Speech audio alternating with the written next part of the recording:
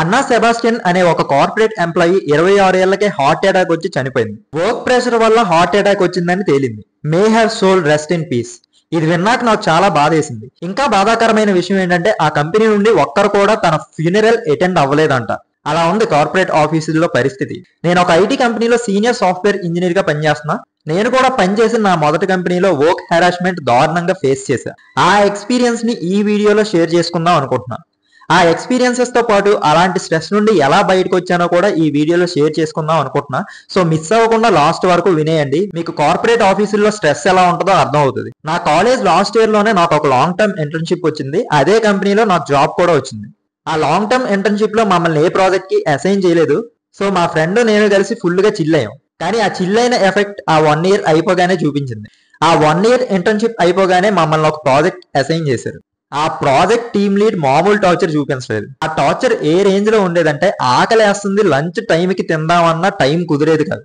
Even lunch time కి వెళ్ళి lunch చేయాలనుకున్నా టీమ్ లీడ్ కి చెప్పే వెళ్లాల్సి వచ్చేది. అండ్ ఆకలేస్తుంది, లంచ్ తినాలి అంటే ఆకలి ఏంటి బ్రో అనేవాడు మా టీమ్ లీడ్. అంటే మనుషులకి ఆకలి వేయకూడదా? అస్సలు నాకు అర్థమయ్యేది కాదు. ఆ టార్చర్ తట్టుకోలేక నాకు ఫోన్ చేసే ఫ్రెండ్స్ మీద కూడా కోప్పడిపోయేవాడిని. గెడ్డాన్ని ఇలా అనుకోవడం కూడా తప్పే అంట. ఆ రేంజ్ లో ఉండేది టార్చర్. నా అదృష్టం బాగుండి నా కాలేజ్ ఫ్రెండ్స్ సేమ్ ప్రాజెక్ట్ లో ఉండడం వల్ల వాళ్ళ వర్క్ విషయంలో నాకు చాలా హెల్ప్ చేశారు. వాళ్ళ వల్ల నేను ఏదోలాగా ఆ కంపెనీలో సర్వైవ్ అయ్యా.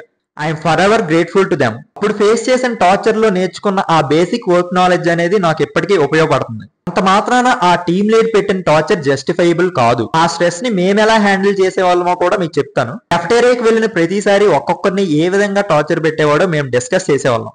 ఆ టార్చర్ పెట్టినప్పుడు స్ట్రెస్ఫుల్ గా అనిపించినా ఆ డిస్కషన్ చాలా ఫన్నీగా ఉండేది. ఇప్పుడు కూడా అవన్నీ తలుచుకుంటే నాకు చాలా నవ్వు వస్తుంది. ఇలాంటి స్ట్రెస్ కానీ మీరు కానీ ఫేస్ చేస్తున్నట్లయితే ప్లీజ్ మీ ఫ్రెండ్స్ లేదా ఫ్యామిలీతో షేర్ చేసుకోండి.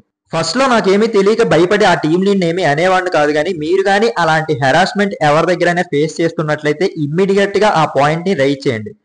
మీ హెచ్ఆర్ దగ్గర కానీ మేనేజర్ తో కానీ కంప్లైంట్ చేయండి. అండ్ ఒక్కటి గుర్తు పెట్టుకోండి, మీ మెంటల్ హెల్త్ కంటే ఏది ఇంపార్టెంట్ కాదు. So if it is costing your mental health, it is not worth it. నా సిన్సియర్ హోప్ ఏంటంటే వర్క్ లో కానీ లైఫ్ లో కానీ మీరు ఎక్కువ స్ట్రెస్ తీసుకోకుండా హ్యాపీగా గడపండి. మీ మెంటల్ హెల్త్ ని ఫిజికల్ హెల్త్ ని జాగ్రత్తగా చూసుకోండి. మిమ్మల్ని నమ్ముకొని మీకు ఫ్యామిలీ ఉండుంటుంది. సో వాళ్ళని కూడా టేక్ కేర్ చేయండి. వర్క్ లో హెల్ప్ చేసిన ఆ ఇద్దరు ఫ్రెండ్స్ కి, నాతో పాటు ఈ గాసిపింగ్ లో పార్టిసిపేట్ చేసిన అందరికీ I'm for ever grateful. And torture పెట్టిన ఆ టీమ్ లీడ్ కూడా నేను ఫర్ ఎవర్ గ్రేట్ఫుల్. ఎందుకంటే పేషెన్స్ వాల్యూ ఏంటో నాకు అతని కింద పనిచేసాకే తెలిసింది. So please take care of your self.